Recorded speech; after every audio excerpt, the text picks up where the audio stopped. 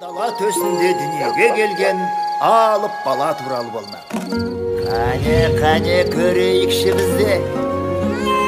Ей, мына бала алыпқа ұқсамайды ғой өзі.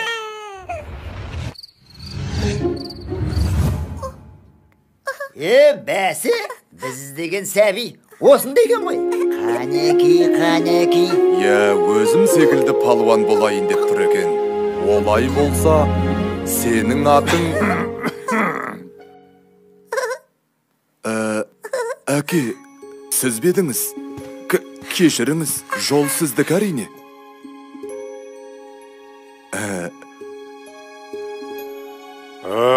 Бәрекелді. Атасы секілді палуан болайын деп тұр екен. Ендеше сенің атың Мұхан.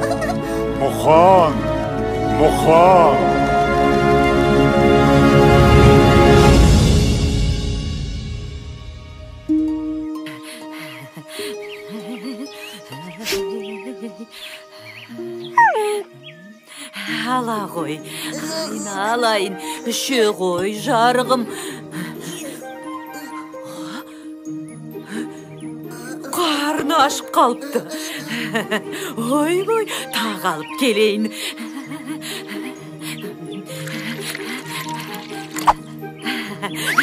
Үше ғой.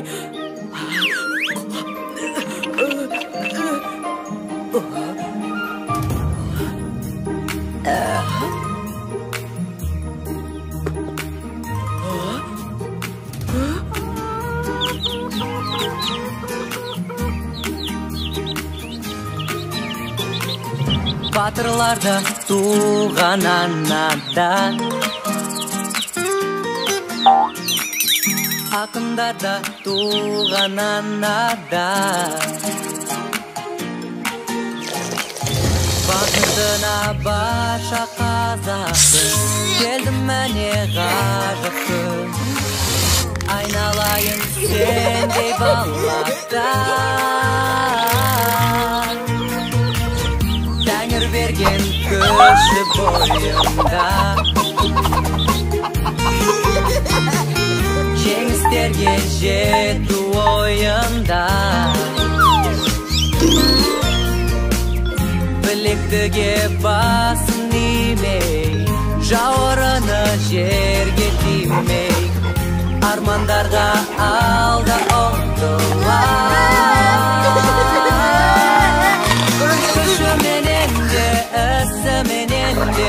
Көрсететін жігерін, қайратымен де, айбатымен де, қорғай білген туған елі, аңызға толы бабалар жолы ораны.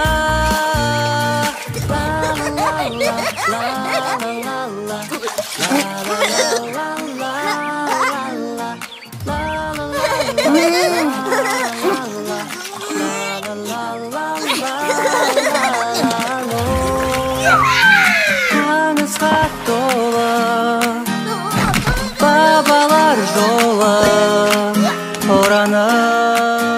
Арада 2 жыл өтті. Мыналар есейіп қалыпты ғой. Демек 3 жыл өткен.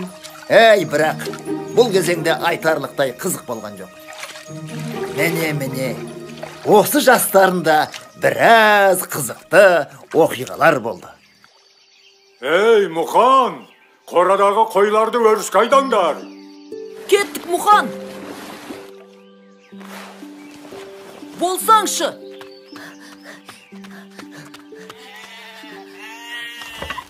Шу қошқарым.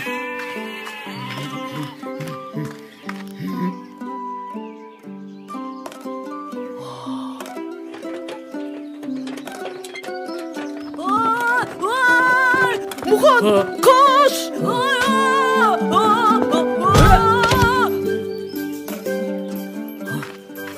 Бұл не? Мәс саған.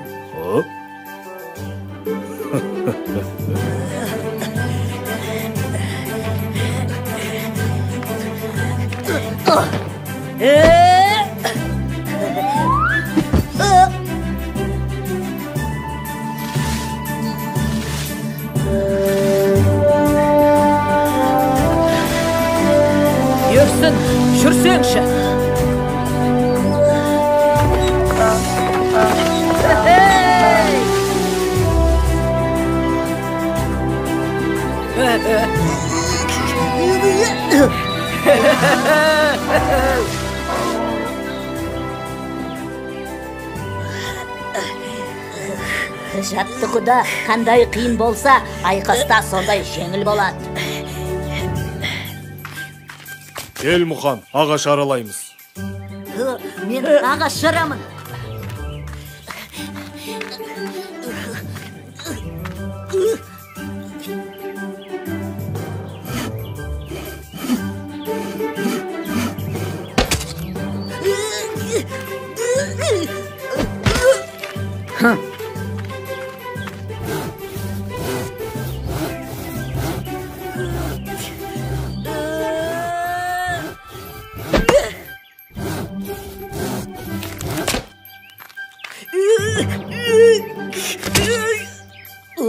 Әкел, мен көрейін.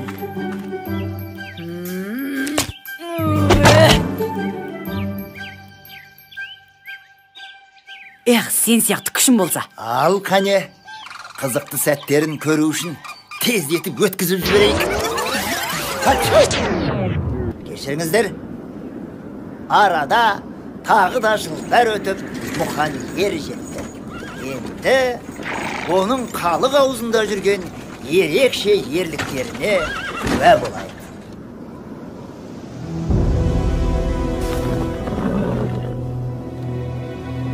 Енді не істейміз, Мұқан? Білмеймін. Ауыл әлі алыс. Ай, далада қасқырға жем болатын болдық ау. Көмектесіңдер! Ей, кім бар? Көмектесіңдер!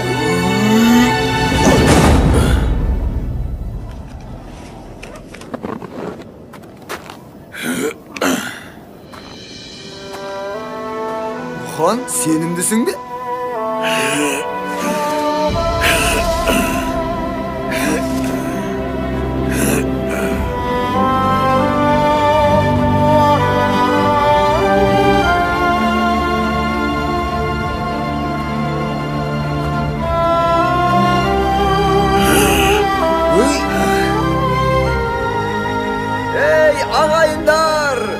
Сыртқа шығып біздің күшімізді көріңдер. Мұқан екеуміз шөпті де, аттарды да аман алып қалдық. Міне, көріңдер!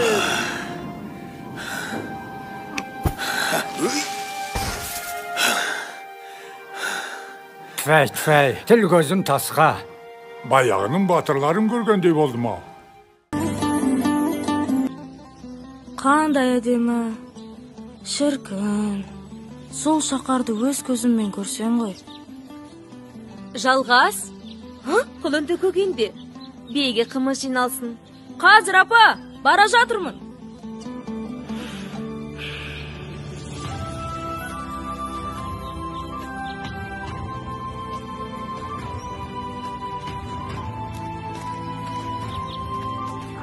Тайбұрыл, жүр сені байлайын.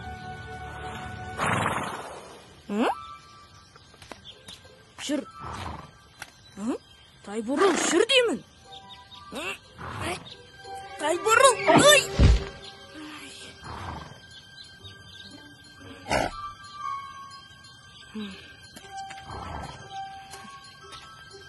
Жүр дедім ғой саған.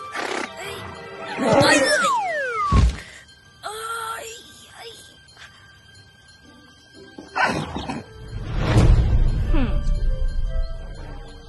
Тайбұрыл?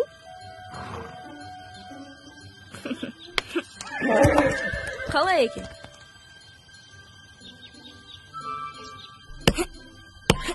Жалғас, тоғайдан отына келе қойшы. Кешке бауырсақ пісіреміз. Жарайды, апа!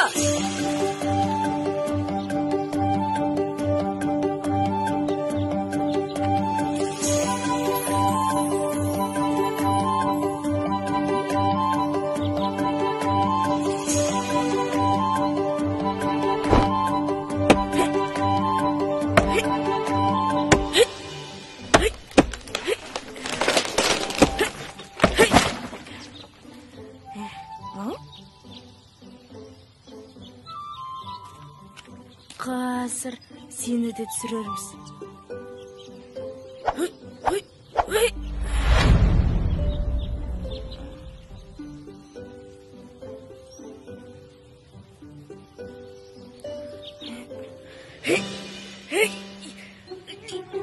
Мынау немене қалғаныз?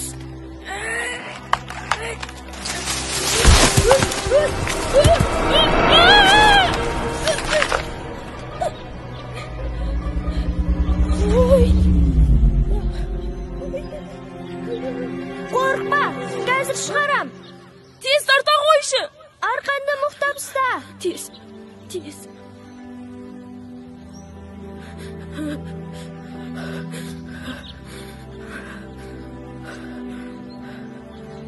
Қалай? Қорқтың ба?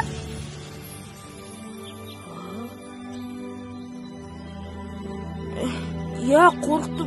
Жоқ. Әрине қорққан жоқпын. Онда жарайсың. Еш жерің ауырмады ма? Бәрі сау.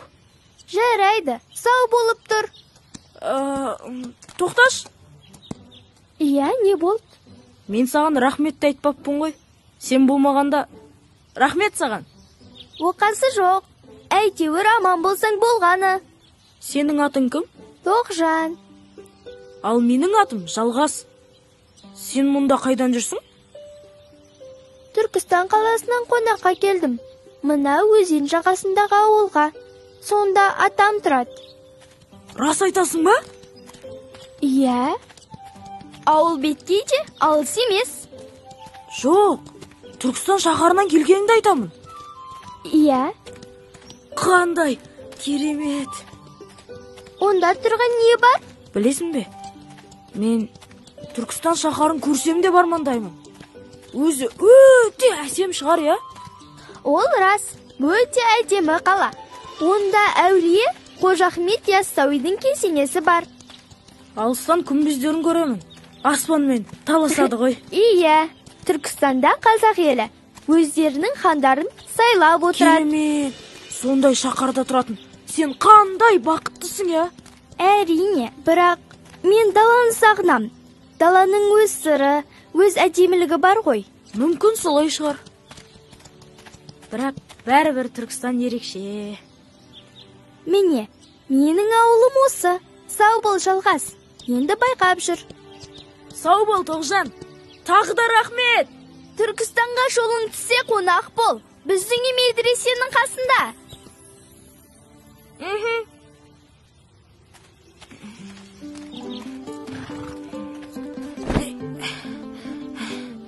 Жалғас, балам кешіктің ғой. Тез жолға дайындал. Жарайды әке. Қайда барамыз? Тағы жайлауға ма? Түркістан шаһарына. Рас па, әке? Иә, балам. Мен дайынмын. Балам, кәсіп түбі нәсіп деген. Сенің де бір кәсіпті меңгеретін кезің келді. Түркістанда менің ұста досым бар. Соның қолына барасың, балам.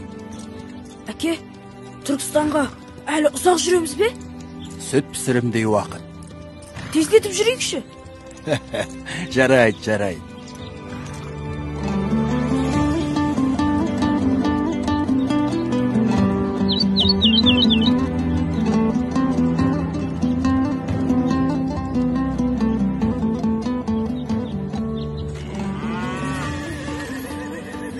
Не деген үлкен? Балыңа неге болса ше? Ой, әрі жүр немене? Менің малымда нең бар? Gelingler! Kanalamızdan! Külüm var! Külüm alınlar! Külüm! Yer dokun var! Yer dokun var! Oturardın kımırağını alırız! Evet! Yani sonunda geliniz! Geliniz! Keşke beri gelingler! Sağda olacaklar! Ne деген үлкен?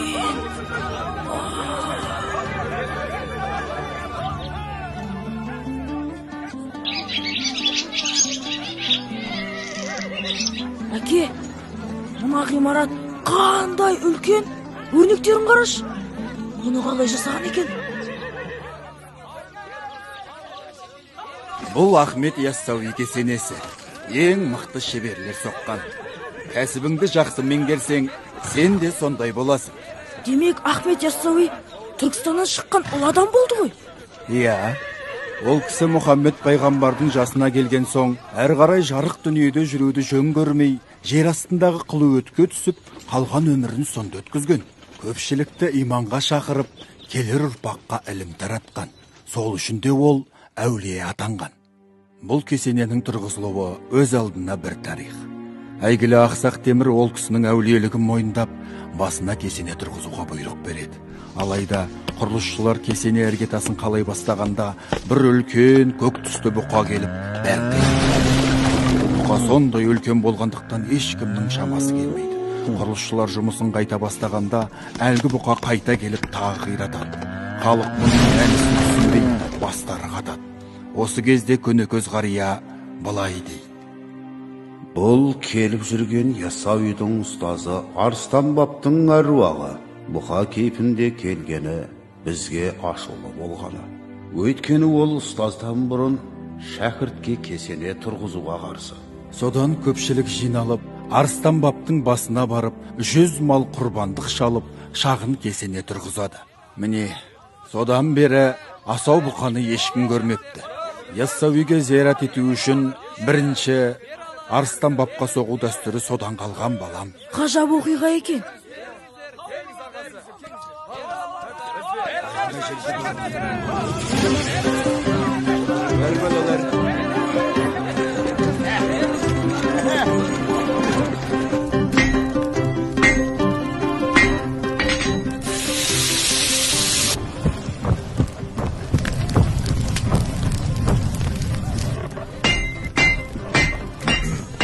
Ұстаға сәлем бердік. Өңгім бе түсін бе? Хош келдің достым. Амансың ба бауырым. Ассалаумағалейкум аға. Уағалейкум әссәлам. Оғай бала? Менің тұңғышым, өзіңе әкелдім. Сендей темірден түйін түйген ұста болсын деймін. Бәрекелді. Талабыңа нұр жаусын балам. Әлі-ақ бәрін үйренерсің.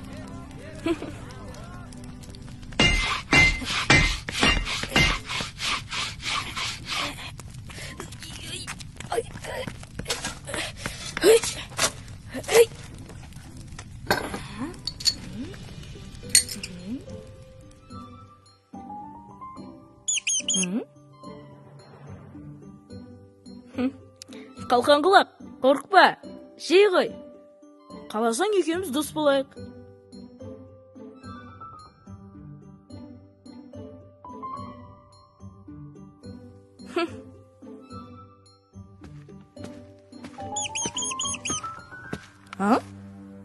Маған жүзі ерекше өткір жебе керек. Және түсі қара болсын. Жақсы мырза. Көңіліңіз қалағанда етіп жасап береміз. Жалғас, мұнда келші. Қазір. Сен мұна мырзаның тапсырысын жасайтын боласың. Балақайдың қолынан келе қойар ма екен, а? Ойымдамаңыз, бәрі ойдағыдай болады. Байқап көрейік. Ал Жалғас, шеберлігіңді көрсететін кез келді. Өзіңе сенімді бол. Іске сәт. Біз жасаймыз.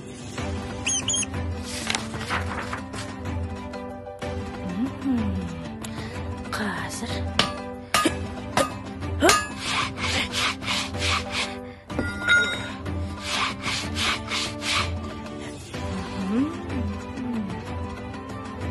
Ярамайды, қайтадан көр.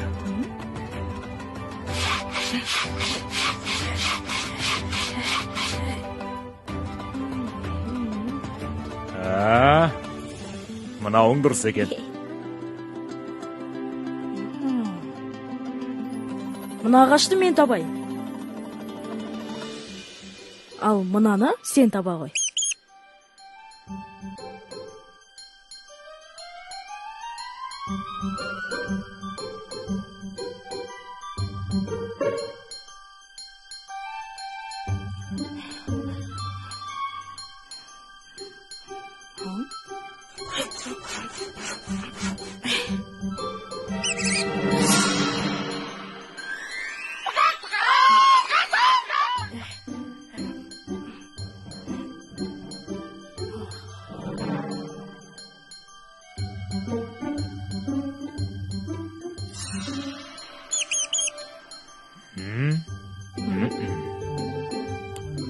Ағашың жарамайды.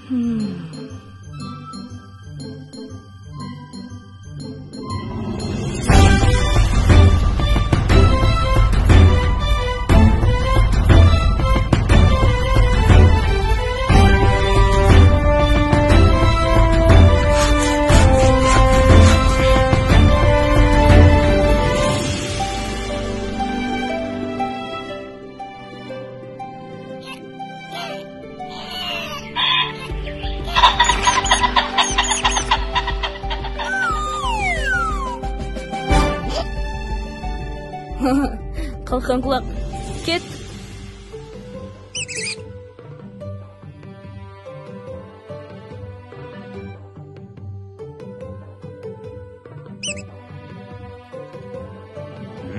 Бәсе, мынауың дұрыс екен. Жарайсың.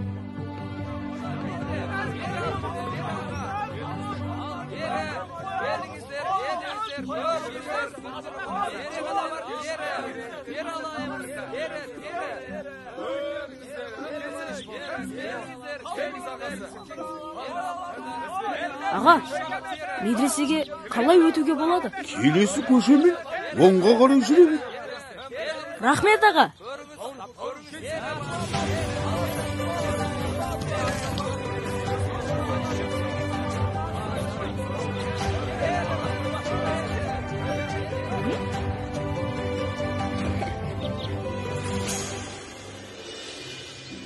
Тоғжан! Жалғас? Сенсің бе? Иә, Түркістанға келгеніме біраз болды. Осындағы ұстаханада үйреніп жүрмін. Жақсы болған екен. Өзің не істеп отырсың? Біз ертең үлкен текемет басуға кірісеміз. Мынау сол. Тәуке хан қазақтың ордасын Ташкенттен Түркістанға ауыстырғалы жатыр екен. Осында билер кеңесін өткізіп, 7 жарғызағын қабылдамақшы. Текемет сонда төселеді. Тіпті жақсы. Онда біз Тәуке ханды көреміз ғой. Әрине, билер кеңесіне Төле би, Қазыбек, Әйтеке билер келеді. Қандай керемет! Қазақтың бар мықтылар болады десеңші. Иә, солай. Жалғас, жүр, саған Түркістанды аралатайын.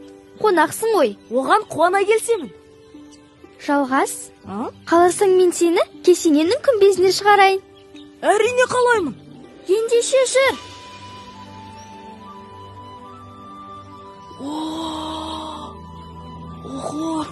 Міне, Түркістан түгел көз алдыңда. Қандай керемет! Қандай ғажап көрініс! Әне, алыстан Қаратау көрінеді. Анау басы Сүйіршіңнің етегінде менің ауылым бар. Бәрі көрінеді екен. Рахмет саған, Тоғжан. Түркістанның көп құпиясын ашып бердің. Бұл шаһардың қызығы әлі біткен жоқ. Келесі жолы тағы көрсетем. Тоғжан, сәрсенбі күні менің өнерім сыналар күн. Сауытты тесетін жебе жасауым керек. Мүмкін сол сынаққа сен де келерсің? Жарайды, келем. Сонан соң алаңға барып, Тәуке хан шақырған жиынды тамашалаймыз. Өте жақсы, келістік.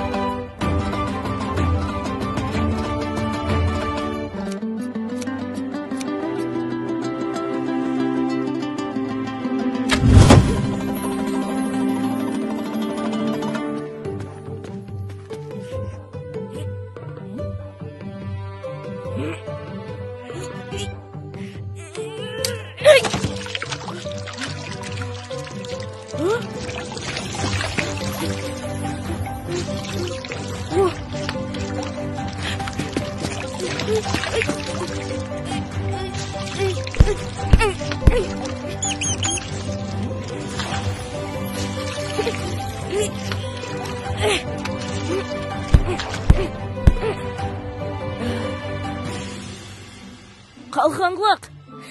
Сенің басың істейді екен.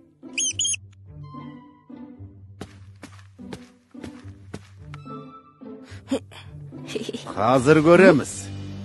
Сенің қолыңнан не келетінін. Қане көрейік.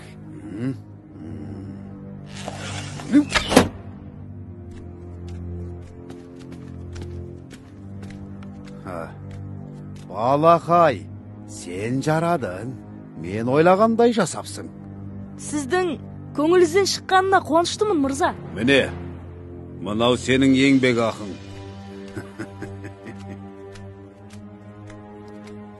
Мәссаған, мынау тым көп қой. Мырза қателесіп берген болар. Әкем біреудің ақсын жеуге болмайды дейтін. Ал, Тәуке хан, ажалыңмен жолығуға дайындал. Осы жебе сенің жүрегіңе қадалмаса, атым өшсін. Кешіріңіз, мырзам. Бұл жебе Тәуке ханның жүрегіне не үшін қадалмақ? Сен бұл сөзді естімеуің керек еді, балақай. Енді өсіңнен көр.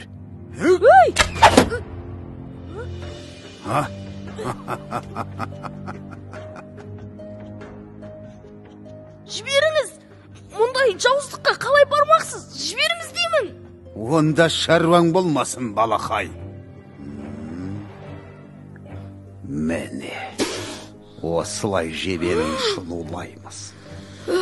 Бұдан Тәуке хан тірі қалмайды. Сол кез әлі есімнен кетпейді. Сен менің ғашығымды алып, мәңгілік жүрегіме жара салдың, Тәуке. Екеуміз бала кезден бір көстік. Менің жүрегімнің сендік екенін білесің ғой. Түсінемін. Бірақ біз есейдік емес пе? Балалығымыз артта қалды. Енді менің жүрегім басқа деп соғады. Екеумізді айыратындай ол кім сонда? Тәуке сұлтан. Біз онымен сөз байластық. Ендігі жерде екеуміз дос боп қалайық. Сау бол. Қарагөз! Тәуке сұлтан!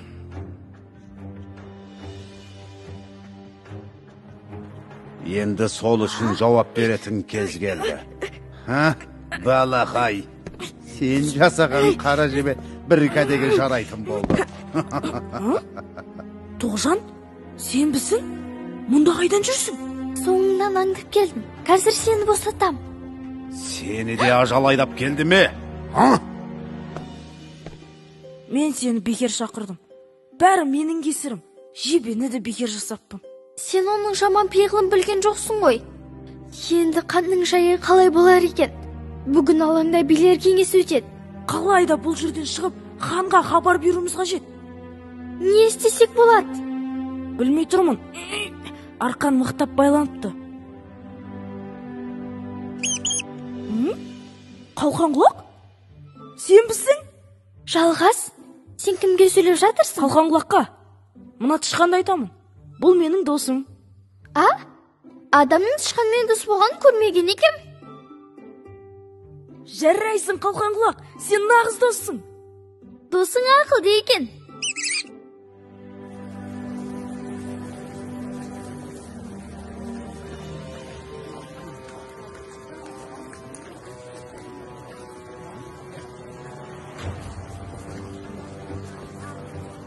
Осы жерден жақсы көрінеді екен.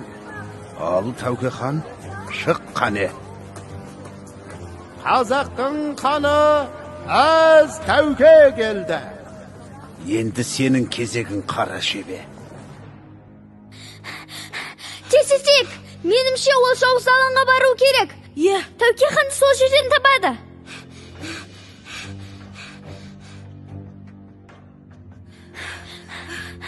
Мұнда төте жол бар. Тездетейік.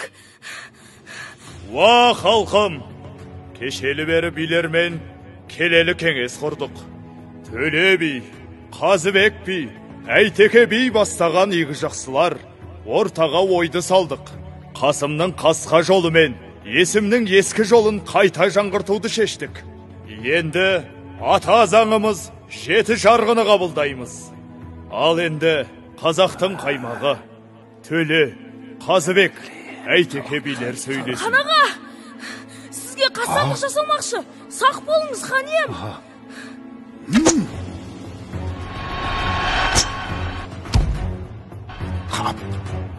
Тәй, ханды қорғаңдар. Әне жауыз, шатырда қашып барады. Атыңдар.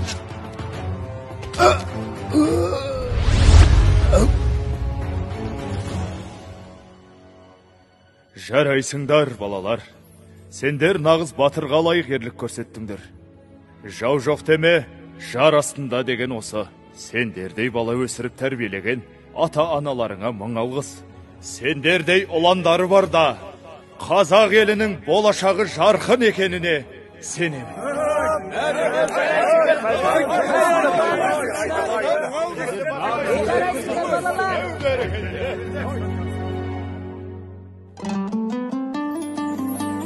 Әрі қарай мен өзім барайын. Әкем көріп қойса ұрсып жүрер. Жарайды, көмектескенде тұрған не бар? Ұрса қоймас.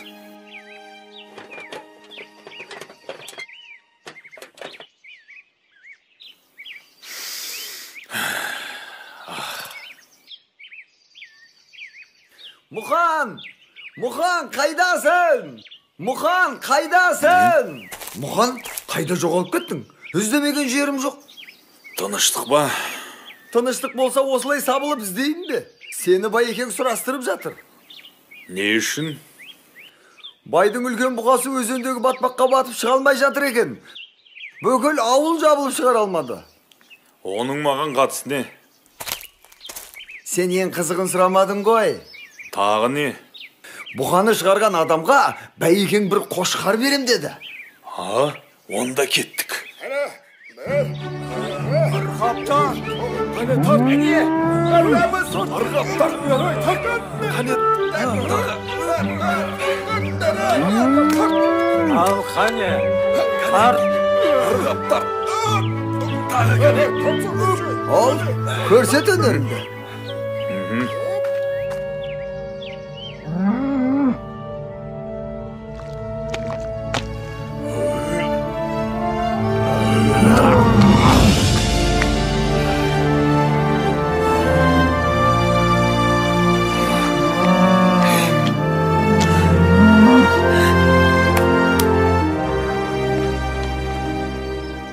Сен жөнінде көп естуші едім. Енді көзімен көріп тәнті болдым. Отардан қалаған қошқарыңды таңдап ал. Ал өзің ертеңнен бастап менің ат қосшым болуға қалайсың? Мен білмеймін. Мұхан келісті. Олай болса, ертең қалаға жолға шығасың.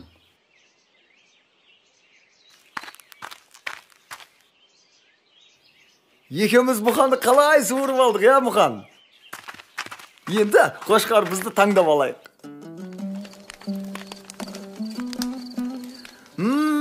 Иснай, не де болса бір тоятын болдық.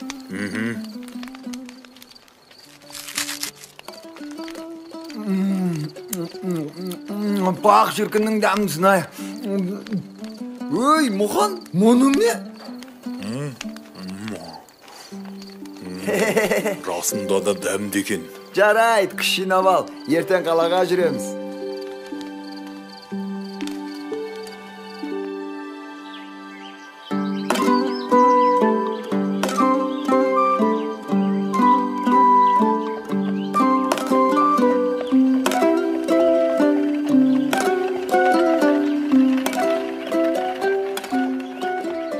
Байекеңнің жұмысын бітірдік. Енді ауылға қайту керек.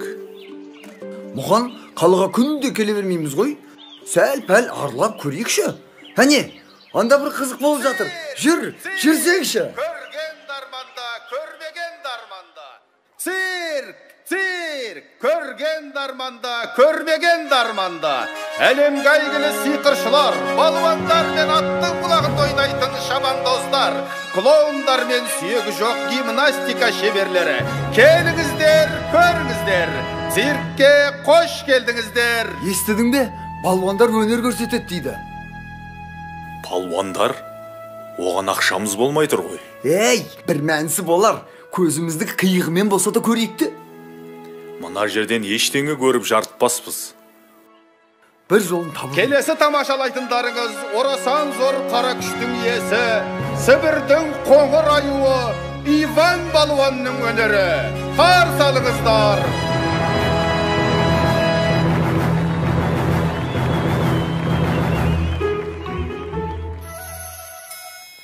Менде бір ой бар. Жүр кеттік.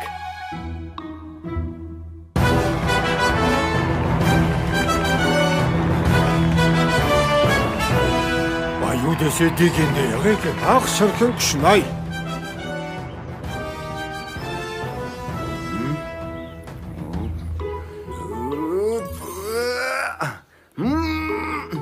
Мен қысылып қалдым, Мұқан, көмектес.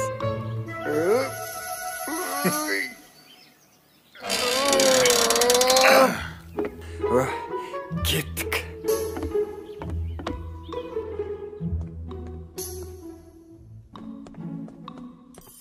Қалай екен? Сібірдің аюы көңілдеріңізден шықты ма? Иә, мықты екен. Керемет. Ал мұнда бір жылқының ақшасы бар.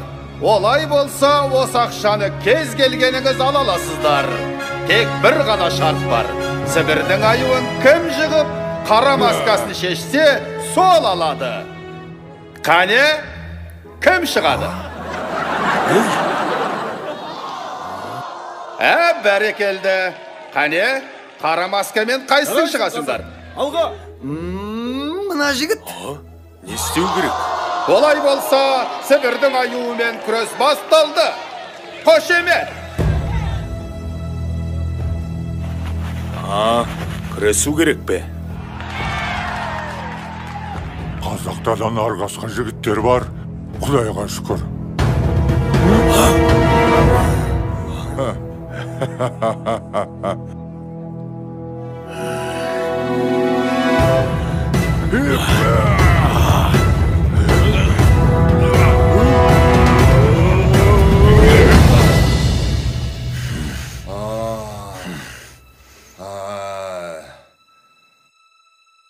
Жарайсың, Қазақ! Бәрекелді! Алға, Қазақ! Міне жеңімпаз! Қазақтың қарапайым жігіті қара масканы шешті. Қошемет! Шарт бойынша ақша саған беріледі. Иә, біз біргеміз. Әкеліңіз ақшаны.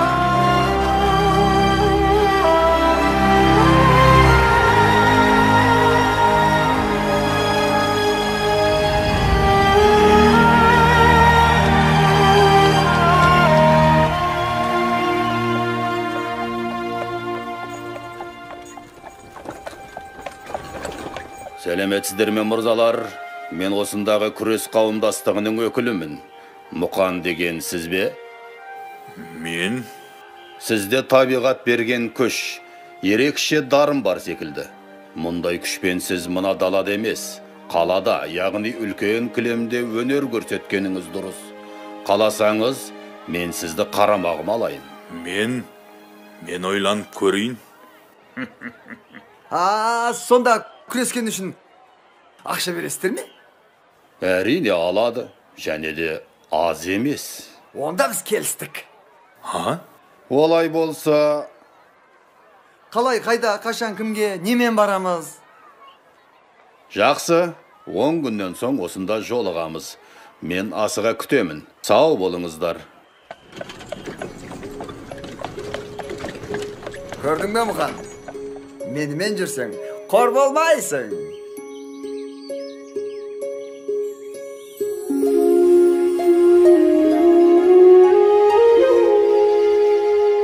Бұл да басыңа қонған бақ шығар.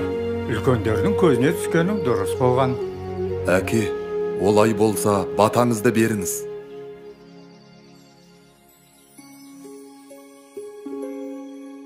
Есіңде болсын, Мұқан. Күш білекке ғана болмайды. Үлкен күш жүректен шығады. Сондықтан жүрегіңді тыңда. Жортқанда жолың болсын. Қыдыр алейкумассалам шылауыңда болсын. Аумин. Аумин. Уайымдамаңыздар, өзім бас көз болам.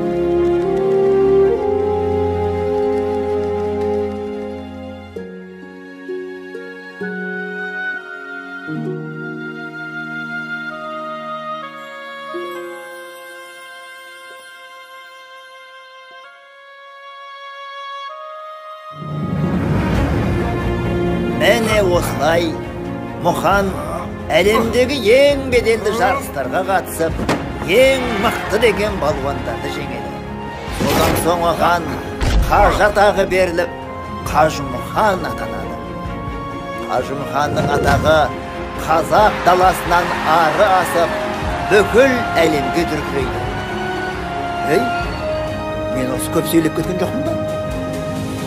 Қой, одан да Қажымұқанның ерекше айқастарының бірін көрейік.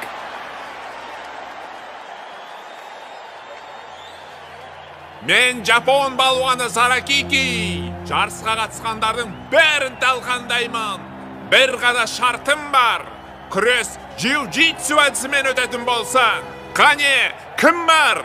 Кілемге кім шығады менімен? Қане мырзалар, Жапонның балуаны Саракикимен белдесуге шынымен ешкім шықпайды ма? Есіңде болсын, Мұқан. Күш білекке ғана болмайды.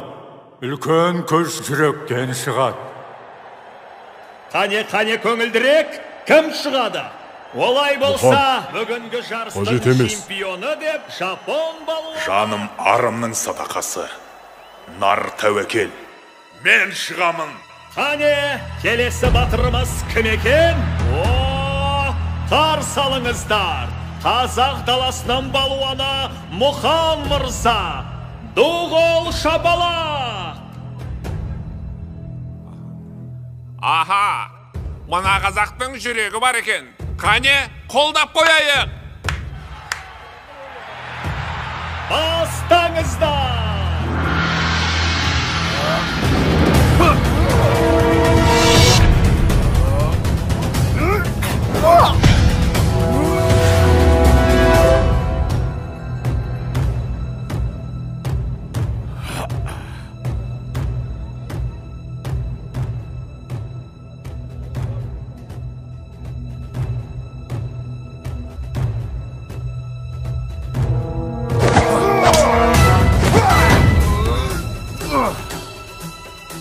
Сау, қазақ! Намысты қолдан берме, Мұқан! Қазақ еш қашан берілмейді.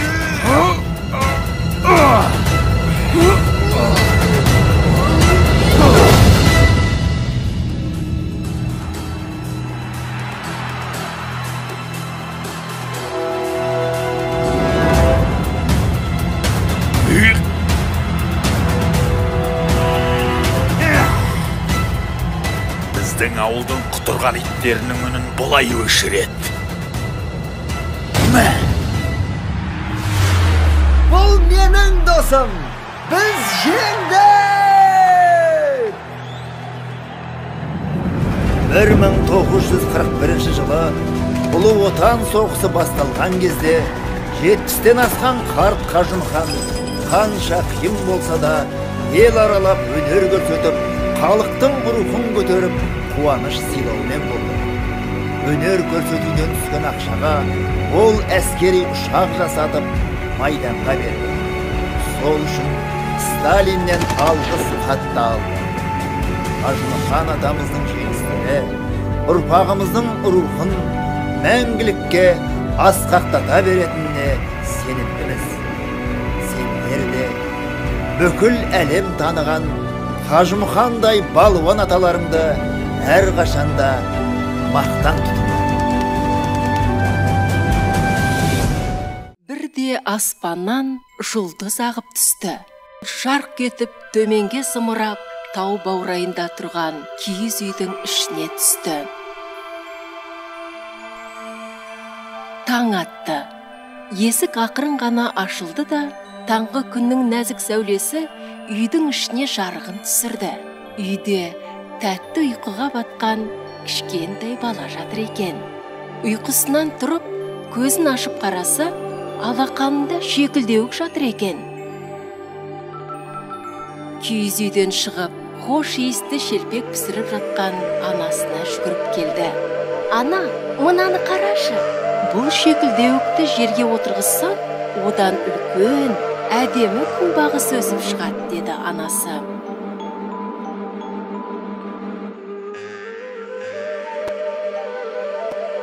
Бала лайықты жер тауып, шұңқыр қазып, ішіне шекілдеуікті көміп тастайды. Кенет алыстан қаһарлы тұяқтың дүрсілі естілді. Айбарлы салтаттылар киіз үйге бет алып келе жатыр. Олардың артынан қауіп қатер жайып, түнерген ауыр қара бұлт беріп келеді. Киіз үйге жақындап, бас салтатты тәкаппар түрімен, бүгін түнде үйлеріне түскен жұлдызды бізге бересіңдер, деді. Қайдағы жұлдыз? Жөндеріңе кете беріңдер, деді баланың әкесі.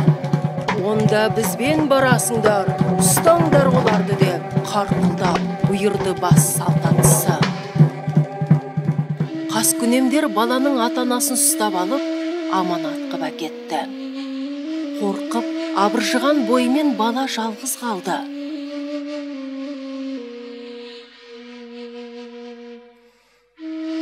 Жалғызсырап, бала жылап қалды. Бірақ тездете әлін жиып, ата-анасын іздеп жол жүріп кетті.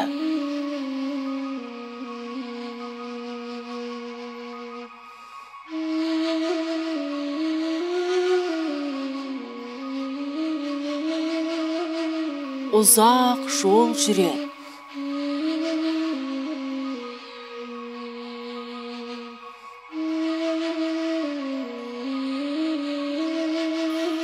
Бір кезде қараңғы мың орманға жетіп келеді.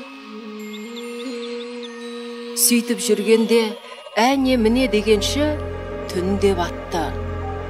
Орман түнгі сыбдыр мен ғайып аң құстардың ию-қиюына толды. Бала қатты қорқып, орман ішімен жүгіре жөнелді.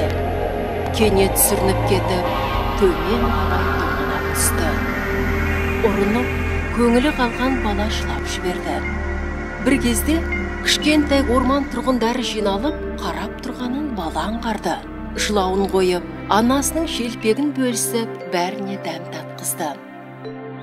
Содан оларға мұңын айтып береді.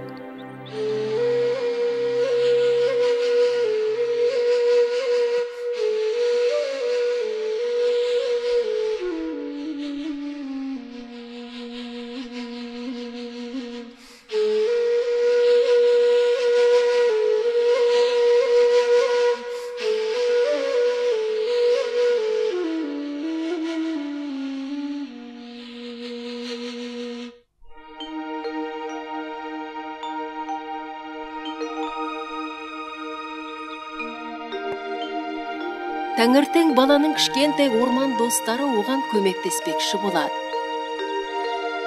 Баланы орамалға отырғызып, құстар оны аспанға көтеріп алып, алтын бүркіт отырған таудың ең биік шыңына келеді.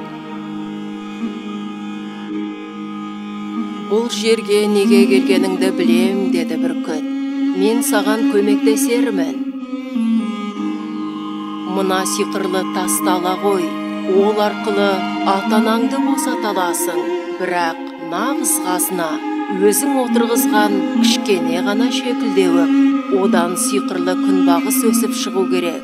Гүлдеп желектерін ашқанда бүкіл әлем бақытқа кенеледі, деді бүркіт. Бала ата-анасын көріп көмекке асықты. Бұл кезде қаскүнемдер алдынан шыға келді. Мұнаны алып, ата-анамды жіберіңдер, деді бала сиқырлы тасты беріп.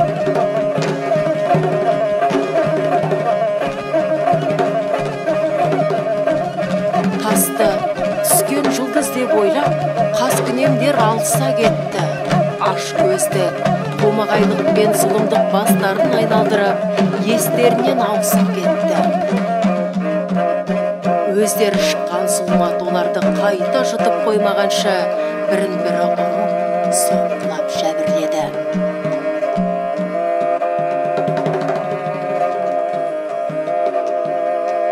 Бәрі бір сәтте аяқталды да кетті. Аспан ашылып, күн шықты.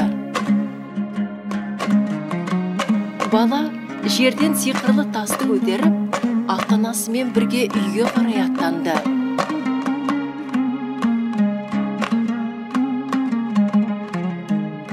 Үйлеріне қайтып, бәрін қалпына келтіріп, жайбарақат өмір сүре бастады. Бірде үйлеріне бір соқыр кемпірмен немересі келеді. Баланың ата-анасы екеуін төрге шақырады. Дастархан басында кемпір мұңын айтып береді. Өлім мен үрей әкелі, өлкемізге жау келді. Аман қалған екеуміз ғана, бірақ енді панамыз жоқ. Жесір қалдық. Мұны естіген отбасы кемпір мен немересін бірге туға шақырады. Сонда бала кемпірге сиқырлы тасты сыйлайды. Оны қолына алып еді, сол арада ғажап нәрсе бола қалды. Жылдар бойы жанары сөнген кемпірдің көзі кенет көре бастады. Немересінің қуанышына шек болмады. Осымен ғаламат біткен жоқ.